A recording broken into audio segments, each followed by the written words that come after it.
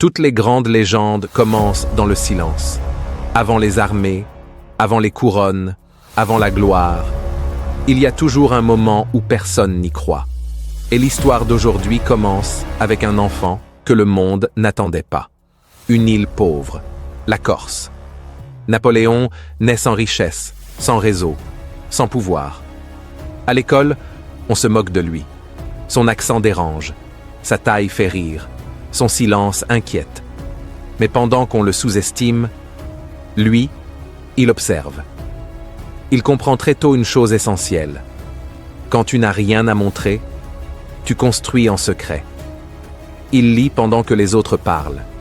Il réfléchit pendant que les autres s'amusent. Il se prépare à une vie que personne autour de lui n'ose imaginer. Leçon 1.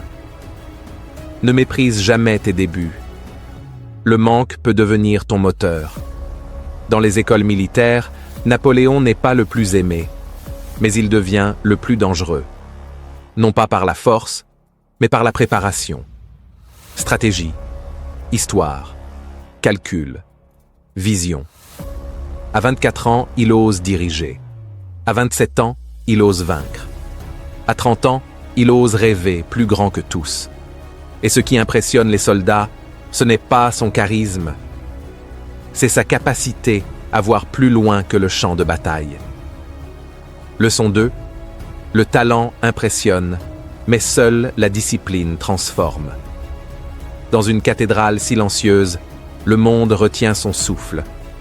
Le pape s'avance pour poser la couronne, mais Napoléon la prend lui-même, et il se couronne lui-même. Ce geste dit tout. Je ne dois rien à personne. Il devient empereur, il contrôle l'Europe, il gagne bataille après bataille. Mais ce jour-là, sans le savoir, il couronne aussi son ego. Leçon 3. L'ambition peut t'élever, l'orgueil peut te précipiter. Puis vient la Russie. Napoléon pense que rien ne peut lui résister. Ni les hommes, ni les nations, ni la nature. Mais l'hiver arrive.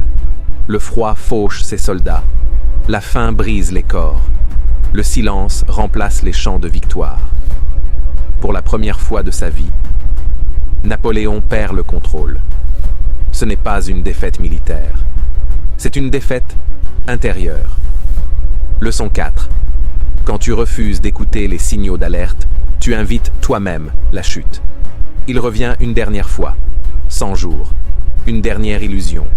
Puis, Waterloo. La pluie tombe. La terre s'effondre sous les pas. Les plans ne tiennent plus. Napoléon tombe. Non pas comme un empereur, mais comme un homme, face à ses propres limites. Exilé, seul, face à l'océan. Plus de soldats, plus d'ennemis, plus d'applaudissements. Juste lui et ses pensées. Il meurt en 1821. Mais son histoire, elle, ne meurt pas. Leçon finale. Tu peux conquérir le monde, mais si tu ne te maîtrises pas, tu te perdras toi-même. Napoléon nous rappelle, on peut partir de rien et toucher le sommet. Mais sans sagesse, même le sommet devient un piège. Prochain épisode, un homme a conquis un autre territoire. Les cœurs, les esprits, les désirs. Casanova. Le génie de la séduction, le stratège du charme, l'homme qui a transformé l'amour en pouvoir. Si cette histoire t'inspire, like, abonne-toi, active la cloche.